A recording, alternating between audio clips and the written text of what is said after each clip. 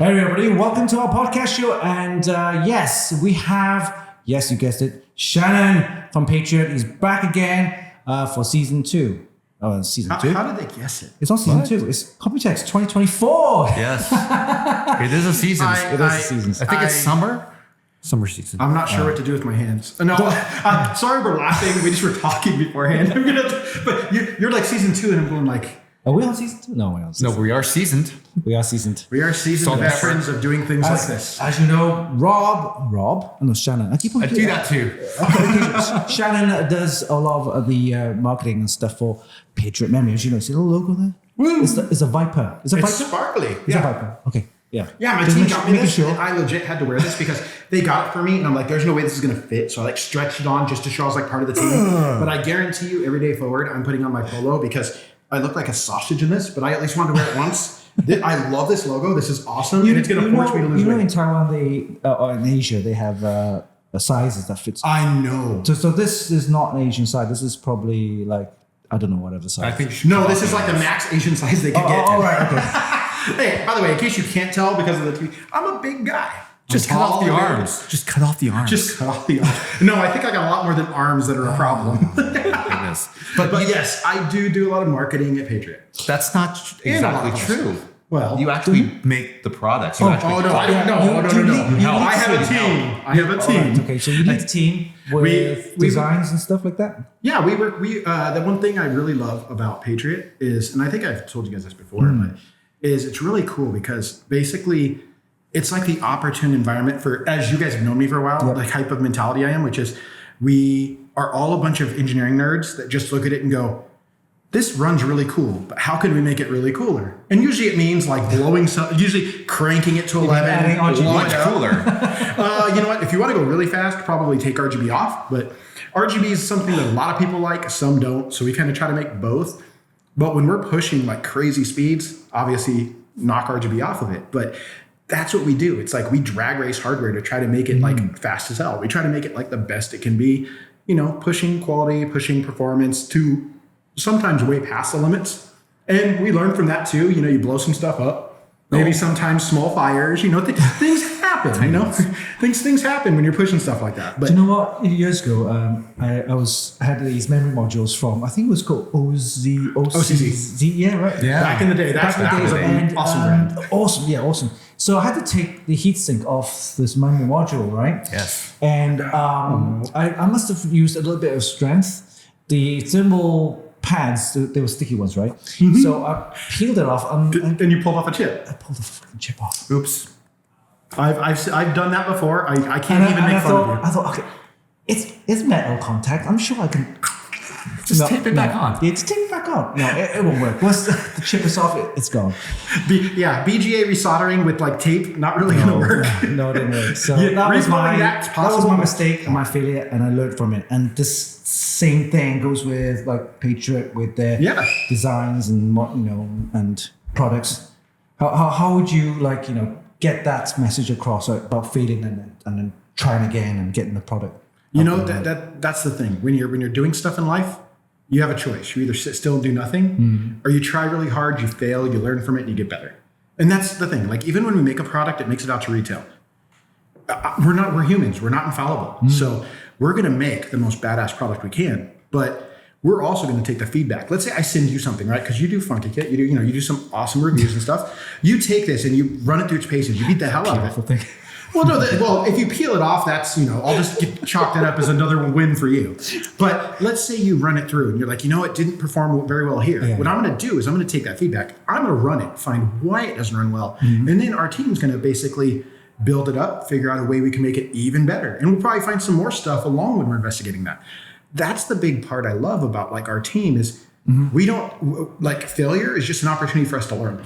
Failure, we're not afraid of failure. And to see how hardworking Shannon is, he's actually got a time zone on his phone with Taiwanese time. Is it Taiwanese? Yeah. And Taiwan time and US time. And US time. And he looks at that and he's like, oh, it's only 4:30 a.m. in US. Do some work. It's 4:30 p.m. in Taiwan. So that's the work ethic that you drive through, right? But that's the thing. It's not even the work ethic. It's about passion. Like I love doing it. So it's not like, and don't get me wrong, I don't, because I'm sure some of my team will hear this. It is still work, because I don't want to say like, oh my God, it's that, there's really stressful parts of it. Trying to imagine trying to push these benchmarks and having something fail over and over and over, and you're trying to tweak it. That can be maddening, bro. It can be like insanity trying to make it work. But you know what? You learn a lot, you get better at it.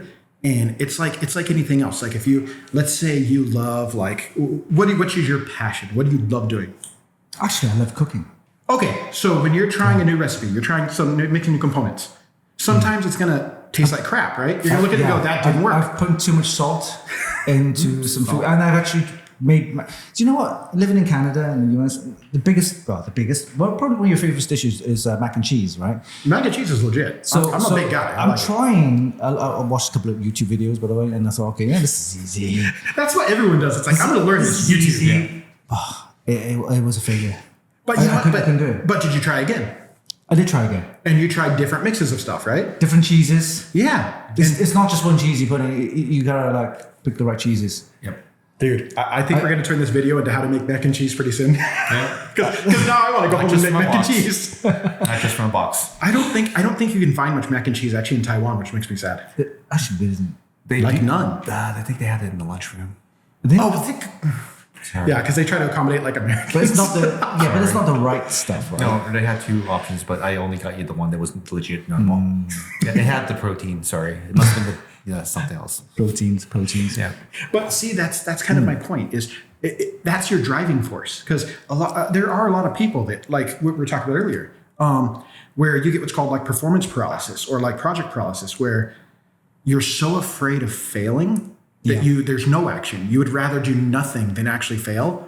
And that's one of the worst things you can do for you mentally and productively. Yeah. Because you never grow. You never give yourself a chance to mature your skills. You never get a chance.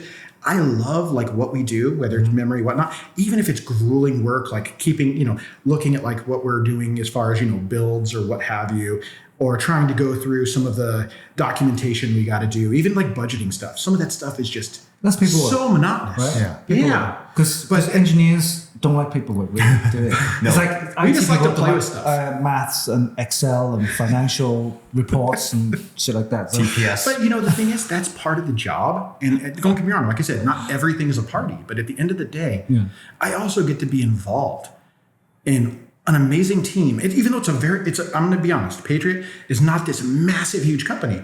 We actually keep it intentionally pretty tight as far as like our designers, PMs, stuff like that. At the end of the day, Patriot just makes memory products. Memory, storage, I'm not sure what's behind the scene. Do they actually do contract OEM stuff? Oh yeah, we actually have an entire industrial line that does OEM, ODM stuff. Okay. We have a massive, we're actually very large scale as far as a company, but as far as retail part is only a small part.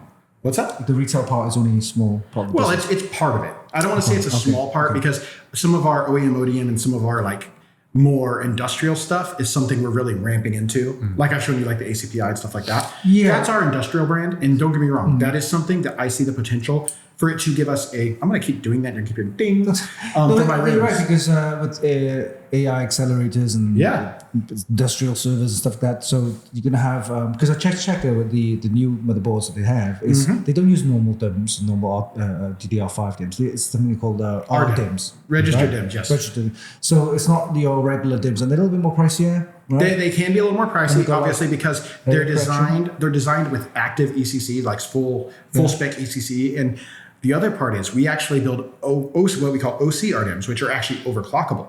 Because some of the new workstation platforms like the Xeon W and like the obviously Threadripper, they now use RDIMM as well. They don't use standard desktop DIMMs. RDIMMs. Like the normal UDIMMs. And one of the systems that the Gigabyte had was like 1 terabyte of RAM. Yes. 1 terabyte. You know that's how much okay. 1 terabyte RAM is?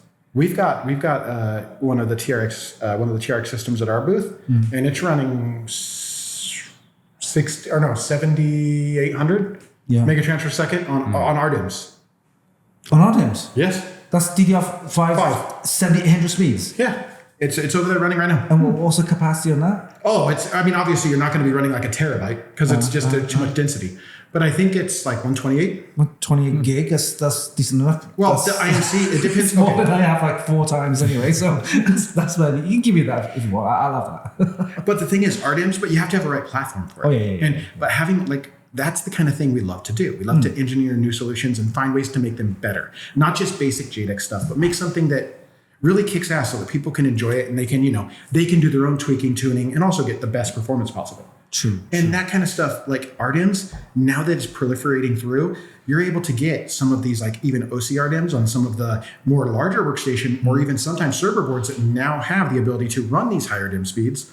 Which means now imagine the productivity you can do. And like you said, I hate to bring it up because AI become the new thing, kind of like VR back in the day. Remember, you had like VR ready power supplies and stuff like that, where everyone's just like, what? Yeah. So now everyone like took all of the marketing decks and wrote like AI. They like crossed out whatever the previous one was and said AI. Put AI in there. Yeah. Find and replace. But I will tell you that memory has a very strong performance, or can have a very strong performance impact on your AI, especially inferencing workloads, things like that, where you're using, let's say, like a GPU server. Yeah. Being able to feed that data is important.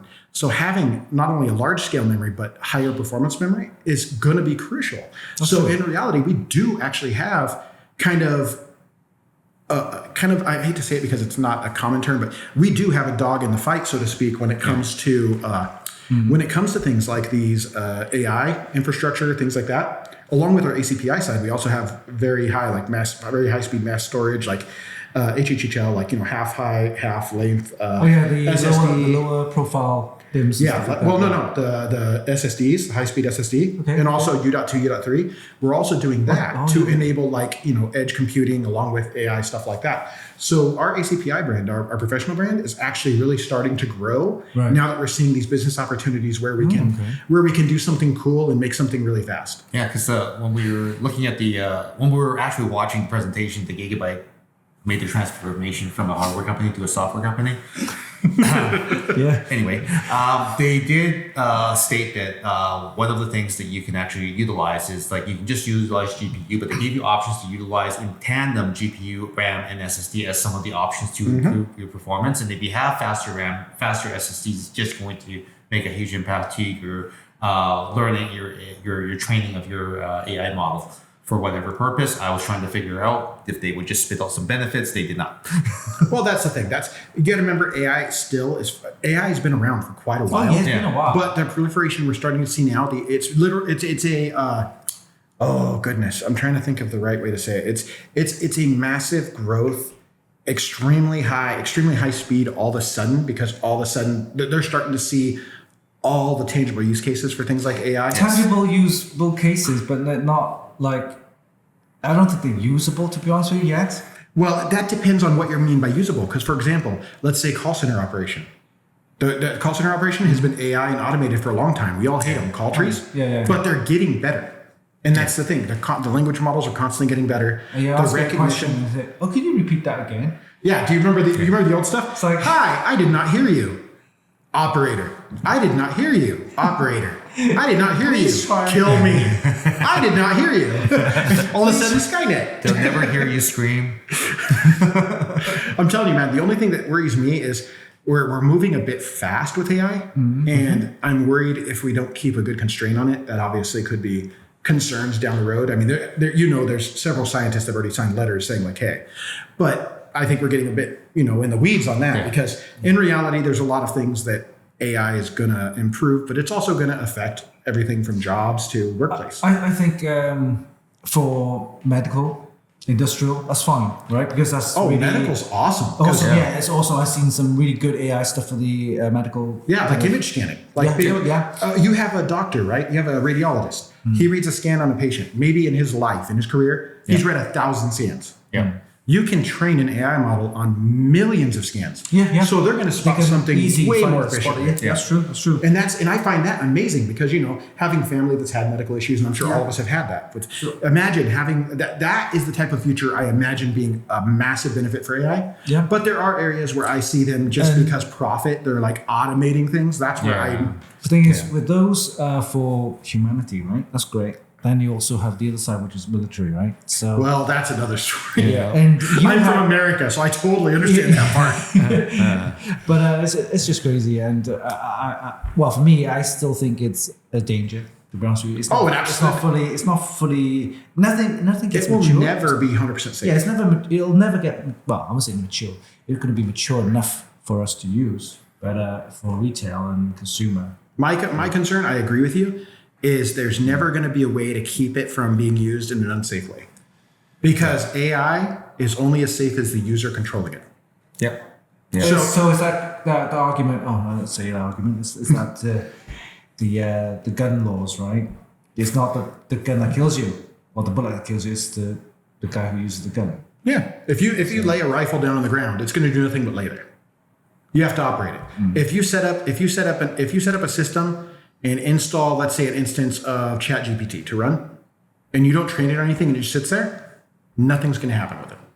But once you start telling it and giving it prompts, is when it starts becoming an entity that does things. And once you do that, that's where things can start to be dangerous, because depending on what the guardrails are, if it's an open environment where they can do anything with it, there's a lot of potential that could be negative for it. Well, Uncle Jensen says that you can do that all in the Omniverse, more safer, right? God, Omniverse, I hadn't heard that one in a while. Wow. In the Omniverse. Omniverse didn't they start Omniverse with VR? I'm not sure. I think they did. I think they had like the Omniverse where you could go and you could have like intelligent chats with your other colleagues. Avatar. Kind of like the metaverse. Another verse. But that's the idea. That's saying that the Omniverse with the AI stuff like that, you can actually train your AI, whatever chatbot or whatever robot, and it's a safe environment where they can then develop. But we as people have to put those guardrails in place, because if you just open this up and give it network access, I mean, imagine those robots kill each other inside the Omniverse. End me.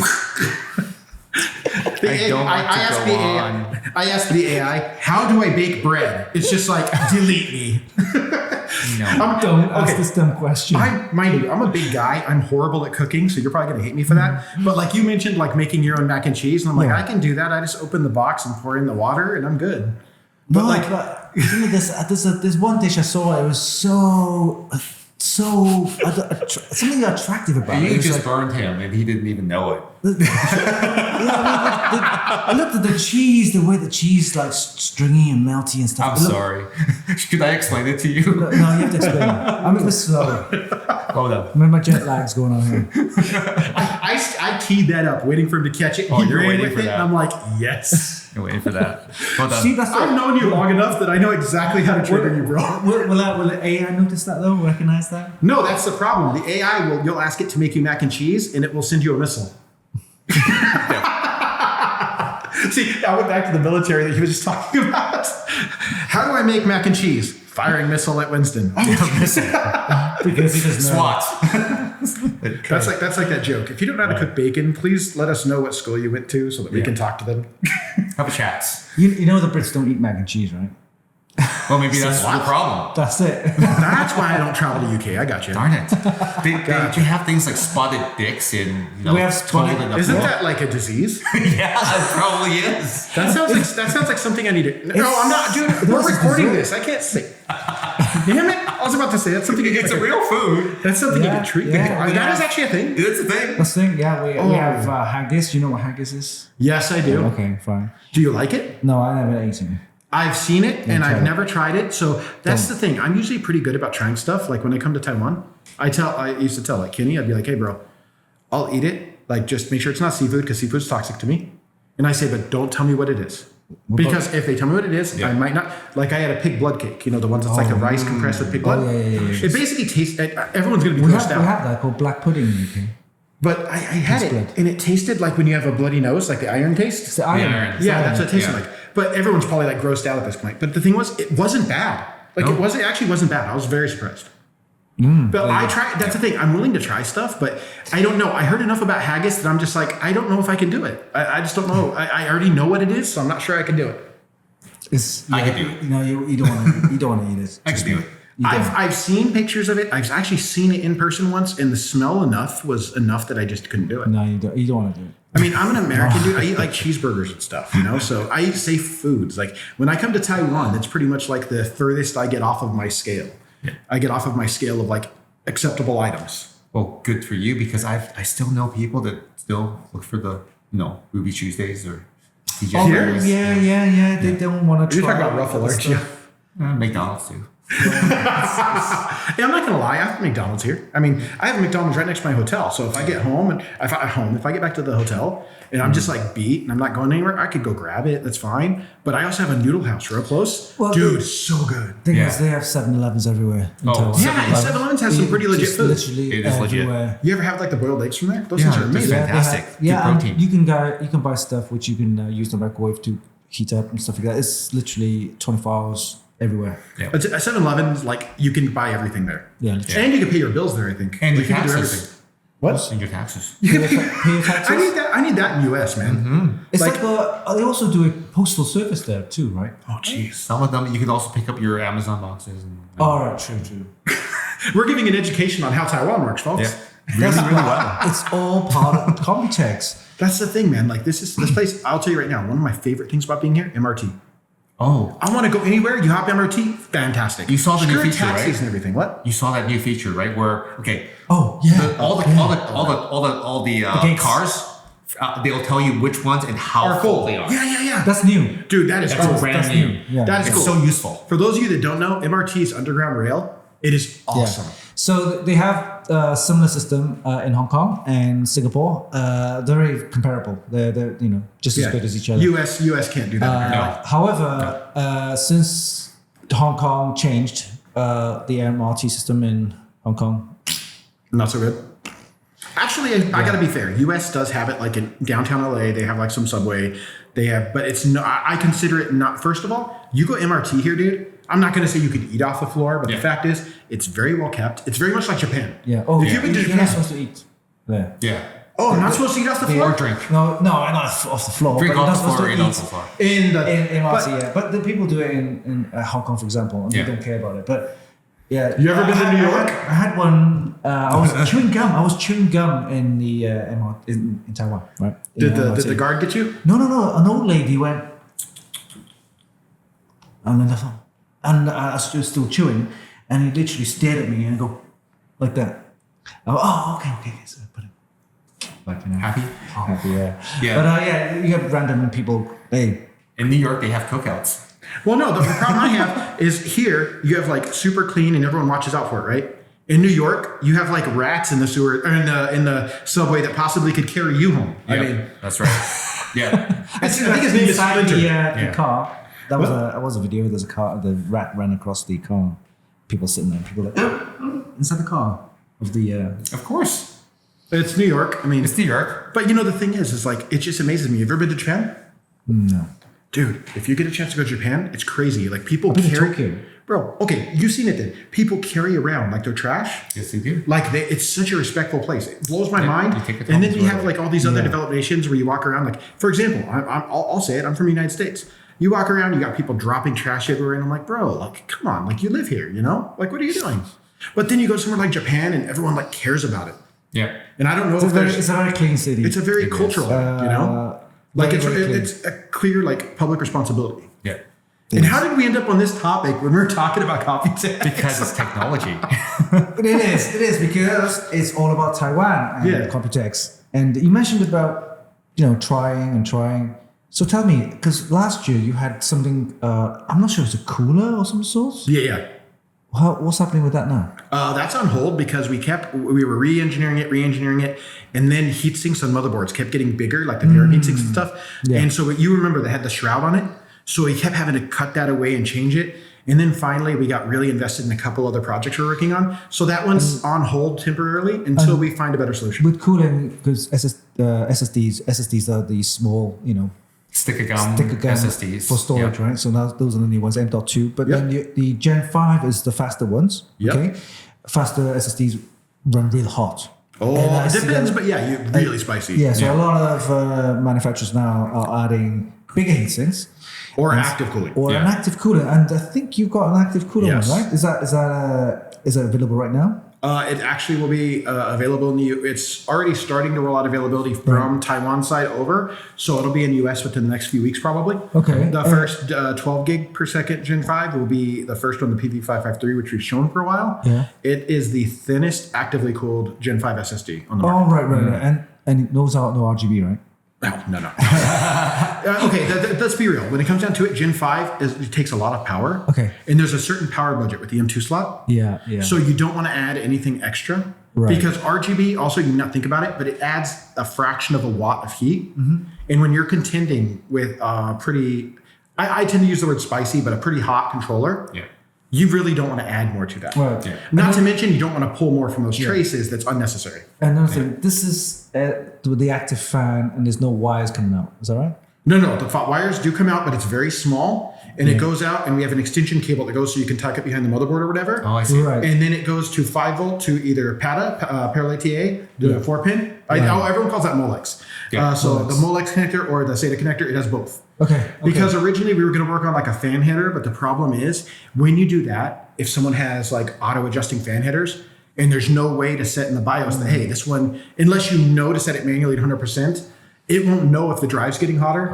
So we really had to fix the speed on that because as much as I had huge ambitions to make it so it could hook to a fan header, but the problem is there's just way too much liability and responsibility because, I mean, you guys know, most people put in their memory, they forget to enable XMP, right? Yeah. So imagine if you put in, how many people read the manual? So if you put in the manual, like, hey, be sure if you're putting this to a fan header, turn that fan header to 100%. How many people, A, are going to know how to do that? Then they're going to update their BIOS. Yep. That setting goes away. So we were like, you know what? Our fail-safe solution, plug it directly into power supply. That's really the only way we could get it to work without a huge risk of users having an oopsie. And with the fan, because it's a mechanical spinning part, it collects dust and stuff like that. How do we kind of like get that cleared up? Fan design. There's a fan design for it. Oh, you got a fan design. We have a very thin. Basically, it's like it's almost like a slot loading fan. Like imagine like a blower fan you had on GPU back in the day. Mm-hmm. So it's a square fan with a blower style like squirrel cage in the middle, and only one side is open. So it's got like a square block. So basically, there's nowhere for the air to really get caught. There's nowhere for dust or anything to get caught up very much because it's large openings. Like you've seen the cooler. It's like five or six blades of aluminum. Yeah. They're really thick. So a lot of surface area. And that air blows through there, but there's no small crevices for it to get caught. So at the very least, you take canned air, blow it out. It's pretty much going to clean it up for you. Got ya. And we warranty the cooler and everything. So if you ever do have a problem, it just That's the only thing that puts me off with active fan cooling is dust and everything. It could get clogged. The bearing, bearings, and sometimes if you haven't got the warranty, it's got the whining noise. That's damaged fan. I totally get that, and that's the trade-off. Is look at what's your other option. You've seen some of the passive coolers; they're like that big. Yeah, I mean they're like massive. I mean I don't know if you guys can see, but that's like 5 inches or so. Like once your SSD cooler starts getting as tall as like your Noctua air cooler, like you start to look at that and go, think, hey, maybe we jumped the shark on this. Like maybe we should rewind a little and figure out how to manage this. They put in like heat pipes and stuff like that. I know, I've seen them. It doesn't help. Yeah. The fact is, you also have to remember, just like GPUs or CPUs, the thermal density, it's such a tight space with the amount, even though it's such a finite amount of wattage, let's say like 8 to 11 watts, right? You're trying to cool. That doesn't seem like a lot until you realize it's a tiny package. And now it's concentrated heat. Yeah, exactly. It's thermal density. It's such a small place, and you've got to dissipate that. First of all, spread it out to your thermal medium. Then you've got to push air across it and hope, because air is not super awesome at carrying heat away. Because Stephen mentioned about a certain brand, and you think, why do they need a block? Water block. He was wondering, and it was Corsair's like water block, just for the SSD. And that's the thing, and you know what, that actually is viable. It's a viable solution, but however, it's extremely inconvenient. Oh, you need to have full loop, you gotta have a full loop. I mean, but I will tell you, I've seen some AIOs with SSD coolers on them now. Oh, AIOs? Yeah, I've seen AIOs. Oh, I didn't know that. Yeah, I've seen AIOs with SSD coolers. It's starting to make its way around because people realize it's necessary. That's just for the SSD. It's not. No. It's part of the CPU loop. So it goes CPU. But see, that's also extremely limiting because depending on the length of that tube, it might restrict your. You're only going to be, well, then again, Gen 5, most of the boards, unless you're talking like Threadripper, where you have multiple slots, most of them like Z790 and whatnot, they're going to have it in the top slot right below CPU. Right, so that's going to be okay. But once again, it comes down to you've got to find the best way to manage that thermal. So you have to make a decision of, okay, how do we do this? First of all, you can put a big chunky heatsink. That's going to delay the amount of time before it throttles. Then you have to have something to carry that heat away, whether it's case airflow or directed airflow. So we chose the directed airflow path because that gave us, we are like 2.5 millimeters thinner than any other Gen 5 SSD because of the design. You got them on display? Yeah. Okay, we'll check it out. We've got it running, and we've got one. We've got mock-ups. We've also got the new 14 gig, which we're working actually with Integrate on the controller. And then we even are showcasing we're showcasing a prototype, kind of like a more engineering preview, similar to like we did at CES. It's our Gen 5 DRAM-less drive, which uses HMB. And so it's going to be a monster drive with a MaxiTech controller, and it's looking like the YTMC or YMTC, I can't remember. My brain's melting because what kind of speed is going to get out of that? Oh, it's going to be 14 gigabytes a second. 14,000 megabytes. 14,000 megabytes per second. That thing's going to be a monster, and you'll probably see that coming later this year. To give you in perspective, most SSDs that you find on PS5, they're only like 5,000. Well, that's a max. The minimum spec to pass to be PlayStation compatible is 5,000 megabytes a second. But their interface is Gen 4. So even if you put a Gen 5 drive, it'll do 7,000. Realistically, it'll do right around 7,000 to 7,400. Yeah. But then you also need the heatsink to go with that. You don't always. Okay. It depends on the controller. It really does. Right. So like if you have a lower TDP, like for example, like the SSD that we made for PS5, the VP4300 Lite, that does not need a heatsink at all. Yeah. It has a graphene heat shield on it. It's just a little label. Yeah. And that's plenty. That's plenty for the controller. Because remember, you don't need to cool the NAND. You don't need to cool the flash packages. You only need to cool the controller. NAND actually performs better when it's warm. Interesting. So if you reduce NAND temperature too much, if you reduce the flash cell temperature too much, you actually can shorten the lifespan.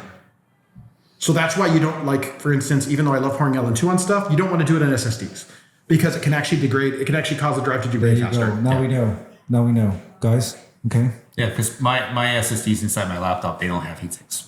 And your SSD inside your laptop will never have an issue with being too cold. Yeah. Because laptops pretty much guarantee they bake. It's fine. Oh, yeah. Good.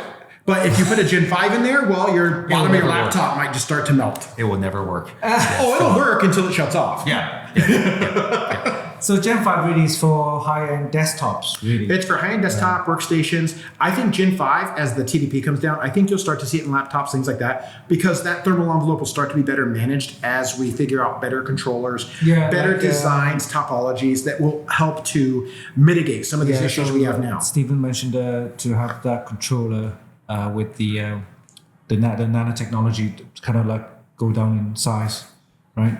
I don't know what gen they are. Is it like 20 nm or 14 nm? Which one? The nanometers? Yeah, in terms of the architecture. Oh, yeah, that really depends. I can't say which nanometer. It depends on the controller because they're all built on different process nodes. So it really depends. I mean, you have process nodes right now that are like, for example, I'm sure you've seen the AMD keynote. Yeah. They have I believe it's 4 nanometer for their new Zen 5. And if you get Zen 5C, I think it's on a 3 nanometer node. Yeah. So those are super tight. They're moving. But just remember, that means they can push frequency, but also like that's also one of the reasons that the Zen 5C will there's certain limitations is because they've built it into it's a CCD, and I think it's 16 cores instead of 8. But they also, it's lower power, it's lower power envelope, but still higher speed. Yeah. But what it does is you lose some, I believe, I'm speaking completely out of turn on this, but I'm pretty sure, I haven't read everything on it yet, but I'm pretty sure, it takes away some of the vias that you'd have that would allow, the X3D parts, the stacked cache. It'd be something similar to, performance cores and efficiency cores and stuff like that. No? Well, no. It's just what it is. It's a more dense die.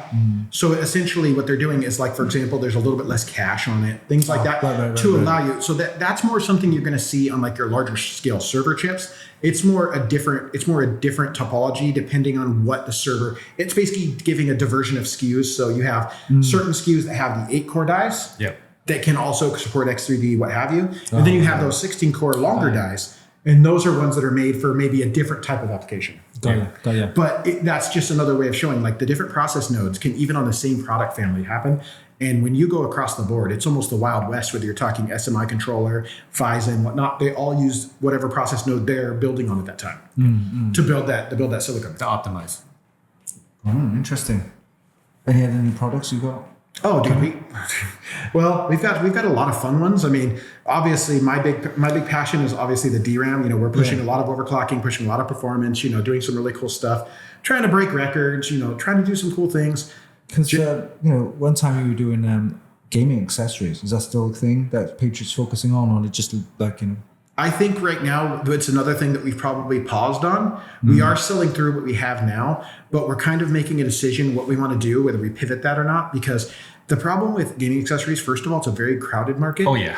But you also need a team that's extremely aware, and you got to have those strengths, like for instance, knowing every switch, knowing every feature and nuance that gamers are going to want. You know, you can get keyboards, you can make your own keyboards now with totally different switches. Yeah. Like you go, Gatorons or whatever, Cherry, Kales, you could do a lot of different stuff. And so what happens is you end up in this like weird spot where you actually end up, once again, as a company with like the performance paralysis where you're just looking, going like, what do we do with these? Yeah. Because let's say you just pick browns, right?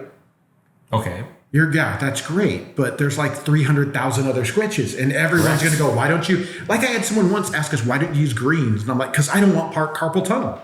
Have you ever used greens? They invented those for the space bar. And everyone's like, why don't you put those on the keyboard? But it turns out there's a subset of people that love that. Yeah. And so we looked at it and it's like, you know what? I would rather, and this is honestly a whole company decision, but I think it's better that I hate to use the term, but go back to the basics and look at what is our core competency? Focus what on are we good at? Yeah. Let's build up our core brand stuff. We do have some fun stuff. I mean, like we're even diversifying our lineup. We even added some mobile accessory things. We just actually launched. Talking about that, iPhone 15 series and Android phones, you do memory products as well as storage devices. So got products that can record direct on the phone, right? Now we do, because the thing is, with 15 Pro and 15 Pro Max, the iPhones, you can now do the what's that? ProRes. There you go. ProRes. So you can directly connect to it. Well, we have over there, which I'll show you guys when we go over. We actually have one that hooks up MagSafe. Oh, that it hooks on MagSafe, has a cable. Even still old school, he uses Velcro. Well, check this out. Check this out. It hooks, right? So it's hooked there. You can take the door off and it fits a 2230 SSD in it. Oh, nice. Right. So you can make your own SSD in there? Yeah. So then you have like a 2 terabyte SSD that you can record to, and it's a DIY product. Oh, wow. That's great. But then we also have it almost looks like a really big Apple Watch. Okay. It's about like this big. Yeah. And we have one that has a built-in Apple tracker in it. So if you lose your SSD, you can actually go find it. That Find My Device thing. Nice. So that was a cool one because... And this is all MagSafe? That one's not MagSafe. Okay. The one is a MagSafe, but it's an enclosure. And what I love about that one, the reason I'm like really geeked about that is, first of all, it's MagSafe. I'm not an Apple user. I unfortunately have been brainwashed into one, No, I use Android, but at the end of the day, I love it from an engineering perspective. It's really cool because you have that cable that hooks to the phone, and then we even put a power pass-through cable. So if you're doing a lot of shooting, you can actually have like a cable running down to your pocket to, let's say, a battery bank, and you could keep the phone recording. And to your external storage, you're not worried about jamming up your phone. Yep. You've got plenty of space to shoot your ProRes, and you're not worried about your battery dropping. Yep. This is a really cool product, but we also have those other ones, like for example, the one with the Find My Device. I think that's cool because as you're going around shooting video, you might be like, oh crap, you got on the train, right? And the next thing you go, and it's like, oh, where did my SSD? I dropped it. At least you have a chance at finding it. Yeah. So that would suck, right? Yeah. But then the other thing is, iCloud hacks, things like that. We actually have a new little flash cube that hooks into your charger, and it's an intermediate device. So when you plug your phone in, you launch an app, you can tell it to either back your entire phone up, back your images, whatever, and it charges your phone, and it'll actually back up to this physical device. Yeah. And it has eMMC on it. Is this the app you're talking about now? Well, it's a device you plug into, and it's an app on your phone. So when you plug it in, it has a trust circle. So you cannot just access that. Like if you plug your phone in, you have to be enabled for it. So once you set it up, you set up the trusted devices. And so then let's say your phone... users easy to back up the data. Yeah. And so you go up to 1 terabyte. So you plug your phone in every day because you plug in when you go to bed or whatever, right? Mm-hmm. Now you plug it in. It just backs up all this data to this device. Let's say your phone, you drop it in the bathtub, whatever, and it dies. and you're like, all my kids' pictures, all this. As long as you have all the information, you plug it into your PC or even a new phone, all your data's there. Yeah. That's really good. You don't have to worry about and the other thing, you don't have to worry about cloud storage either, because some people are kind of apprehensive to put like their kid pictures, stuff like that into a cloud storage. This allows you to have your localized, not necessarily a cloud because you have to plug into it, because for safety reasons, we don't want it broadcasting out where someone could get access to it. Yeah. But you plug this thing in, dude, and you now back up your system. Oh, like that's really legit, because I can tell you so many times that I've heard from people like, oh, my mom's phone died and now she's so upset because she lost all the pictures of her dog. And, or her dog, she had way back. And, a lot of people forget you want to back up important stuff. You never think about it until you have a problem. Then you go, I really should have done that. I mean, the old school way is to plug the USB cable into your computer, and half the time you can transfer stuff. It just dies. It just stops. It just stops. So I would transfer, we did 2 hours of transfer shit, and then it's stops, and you got to do it again. But that's why this is a cool idea, because that's why I was kind of geeked for it, because this is a unique solution. It's not just, oh, here's a cable where you can hook it to your PC. It's like, this is a standalone device. You can back up to it every day. Charges your phone. Can you back it up? Can you take this out and put it into a PC? Yes, but you have to be able to access. But once again, if let's say someone was to take it from you, right, and try to plug it in their PC, unless they know how to enable it, to access it with your code, they cannot access it. It's encrypted with protection. It's got protection so that you can't just access it. Yeah. Or let's say hypothetically, you have yours plugged in. And you're like, oh, I need you to be able to get, let's say I have mine. Let's say it's sitting here on my desk, right? Yeah. Like right here. And I'm like, oh, you know what? I need you to be able to have that image, but I don't want you to be able to mess with my data. I can have it plugged in, switch it to read-only mode, then unplug, give it to you, and give you access. Right. And you can only read. You can't write or change anything. Okay. So now you could see that data because I allow you to.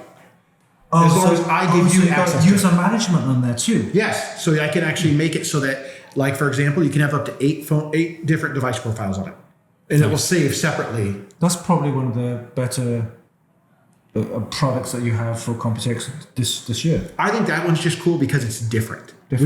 Our core competency has always been DRAM and has always been, when I say DRAM and flash, it's memory and flash storage. We've done really well with that. Yeah. We've done this has our embedded eMMC in it and all that, so we know we're providing the flash. We control the quality of all of this across the board, and then we work with our partners to develop all of these things.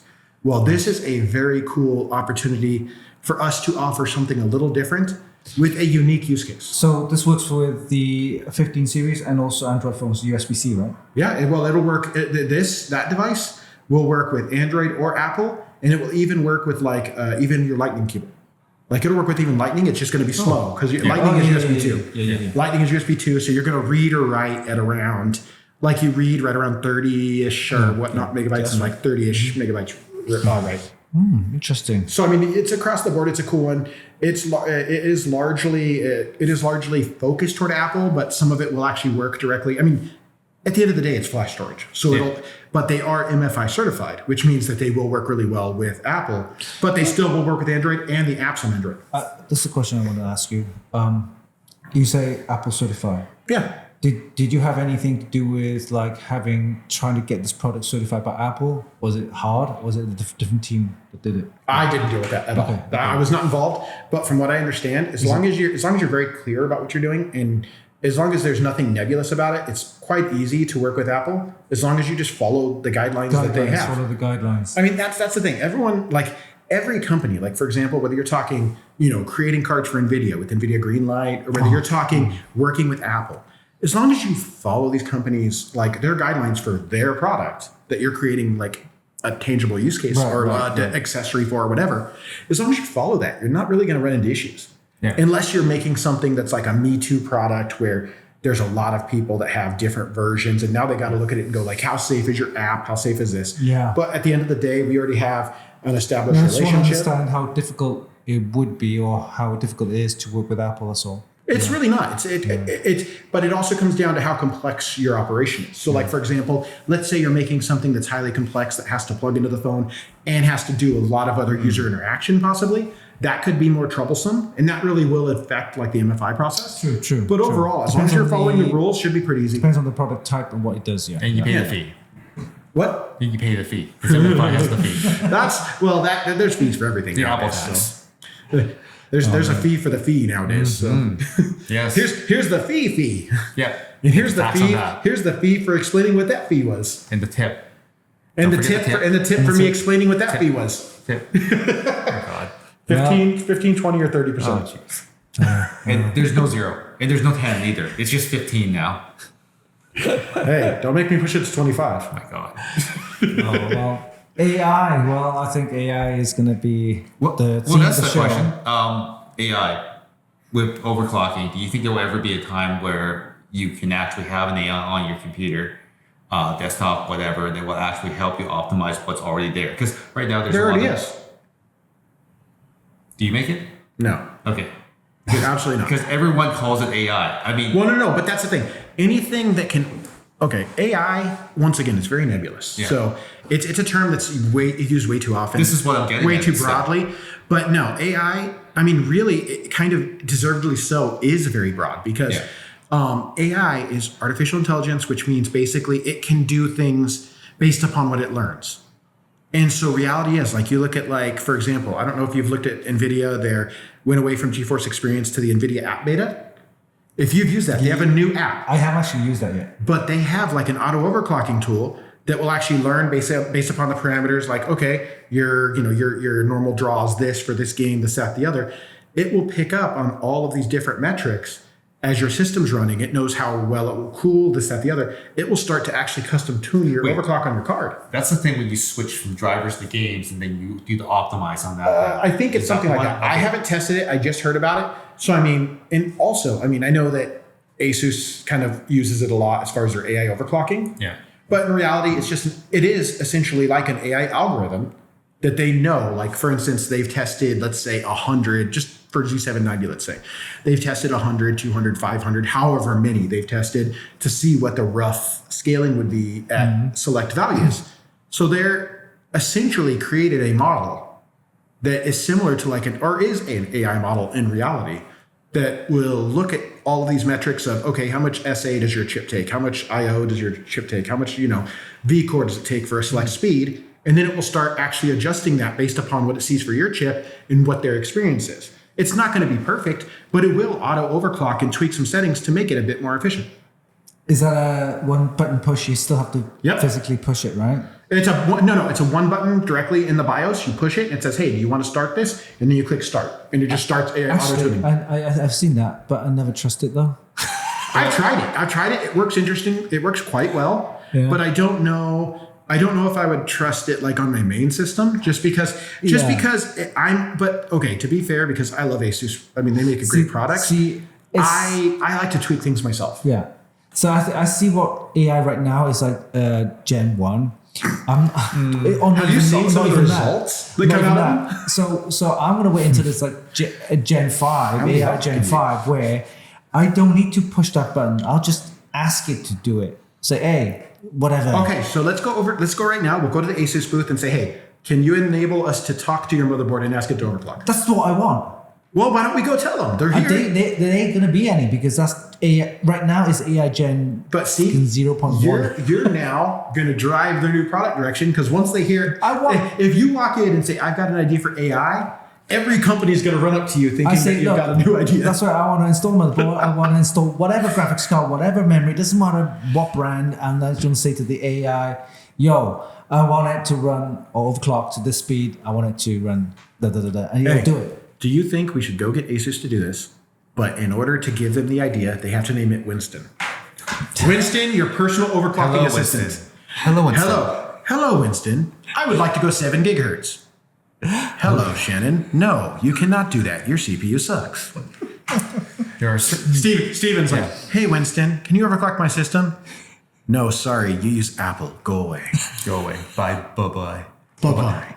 It knows that you're actually using Apple. Yeah, like this is the space where there's an opportunity for a monitor. Like, let's just face it, if you want good AI, it's going to learn. So it knows every single thing that you do in your system, how, like you said, all these parameters are taken into effect. But I think a lot of people, even today, there's a lot of people that just don't want to go into the BIOS. They want it in the shell, the desktop, right? Well, that's where you have these overclocking apps that already come through. Like, for example, like I hate to keep using ASUS, but I do use their boards a lot because I do a lot of overclocking this, that, the other with their boards. They have like the AI suite. They've called it that for a long time. AI suite. AI suite's been around for forever, years and years, like long before this big boom of AI everything. Yeah. So I got to give credit to that. It's not like they just jumped onto that. And you know, they always have had some really decent, although at the very beginning, it was sketchy. They were, but the thing is, they were learning. Yeah. And they've gotten better. And are they perfect? No, I don't think. That relentless pursuit of perfection, you're never going to reach it. You know, and the more you approach perfection, it's just never going to get there. So there's always going to be some, you know, some weird little niggle or something you're going to run into that like hangs it up. Okay, fine. But at the same time, it's getting you close enough there that if you don't want to tweak it, you can do that. It's going to be a little bit, I've found that when I've tested it, it's a bit conservative, which I prefer versus going balls out and possibly, you know, like having stability problems. But it does improve efficiency. It improves thermal efficiency. It improves overall performance, at least from my experience with it.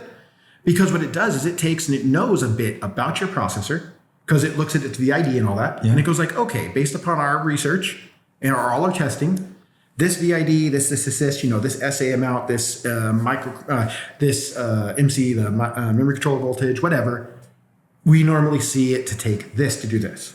So they'll take and say, based upon the cooling we detect that you're using, you know, like based upon the temperatures they see, because it does run like a load profile and all this stuff to test it, it'll give you like a cooler score and it'll basically always monitor that. And let's say your cooler starts to get dirty over time, it will slowly lower that overclock just to keep the same thermal performance level that you're seeing.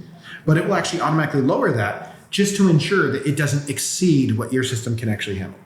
Hasn't always been like that. No, it didn't used to be, but they were learning back then. Yeah. I mean, it's kind of like when you look at like electric cars right now. Don't get me wrong, I love the idea of them, but a lot of them are a hot mess right now because it's just starting. They're just learning it. So we have Stephen there. He's into EVs and he's a advocate of EVs. And then we have Shannon here who's against it. No, I'm not against EVs at all. I love the ideas of EVs. I love the idea of EVs because, first of all, and I know people hate me for it, but the pollution aspect, I believe, you know, I want to leave a planet that people can enjoy.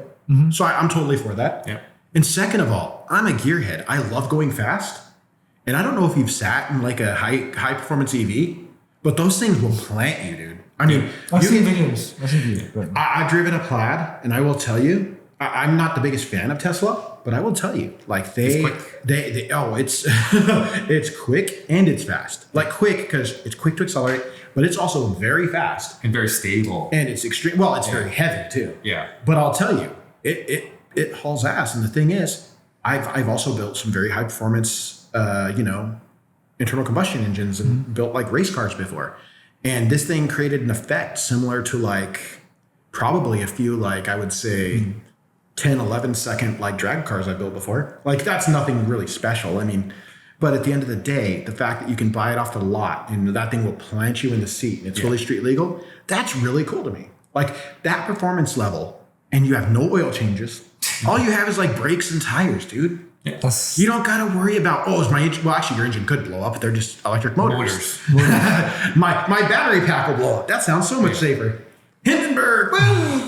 And even then, if you look at the data, the actual data, it's gotten, the fires happened with previous generation learning. Well, that's the thing. Once again, when you start, it's always that entry period where, you know, like they always say, never buy the first generation of something. I mean, whether you're talking even internal combustion, because I'm an old car guy, I worked at GM back in the day. There was ones where they had what's called displacement on demand to save fuel. So as you're cruising on the highway, it would shut cylinders off. The problem is it uses an oil system to do that. So all of a sudden, one of those plugs, next thing you know, you start wiping out like camshaft lobes. Things just start getting eaten, and the engine falls apart. Oopsie. So that people literally make kits to delete like the displacement on demand stuff because it's such a problem. So that's a first gen problem. But now you look at some of these other innovations they've done on cars. The fact is, we would never be where we are now if we never started there. True. Yeah. It's like this. What's this thing now? CoPilot and Microsoft CoPilot. So I'm gonna wait till Gen 2, Gen 3. How do you feel about recall? Recall is that looks like a security nightmare. It's intrusive. Well, no, it's not just about being intrusive. I'm sure you've seen, it keeps the logs in plain text. Yeah, it does. It keeps logs of all of your screenshots and stuff in plain text. Yeah. That's a big problem to me. I mean, it's useful, but it needs to be more secure. It needs to be hashed data at the very least. It should not have plain text data because Microsoft is not a dumb company. They're huge. Yeah. You're telling me they did not consider this? Actually, you know what? Maybe so, because I'm pretty sure that there's several packages within Windows that are decades old that still operate. But mind you, it's similar to Google Chrome, stupid ass Chrome, with the ad blocker sessions. Oh, with the sessions. I mean, that's how Linux got hacked, right? Yep. Open session tokens. Tokens or sessions that need to open. Yeah, session with tokens or session keys or what have you. Those are also another night. But everything, everything as far as security can be. Time? No, they're just going to lock us in. That's really cool. All right. Well, session keys and tokens. Well, we'll talk about that in another security episode, I think. But thank you, Shannon, for joining us again on our podcast show. It's been great to see you again. Absolutely. As always, Computex 2024 and with some new products. Come by the booth and see some fresh stuff. Definitely. We got some cool new memory and stuff on the show. Little memory with the fan, the SSD with the fan. Yeah. I'm interested in that and all that. What do you call it? Bro, I got an overclocking board over there. We're running DDR5 like over 10,000. All right, we'll go check that out. And it's on air. All right. So until next time, this is the podcast show with Stephen and I, and of course until season 3 or whatever you want to call it next year. Season whatever. Watch, it's going to be season the macaroni season. Seasoning. Otherwise, a pleasure. Thank you so much. See you soon. Take care. Bye. Bye.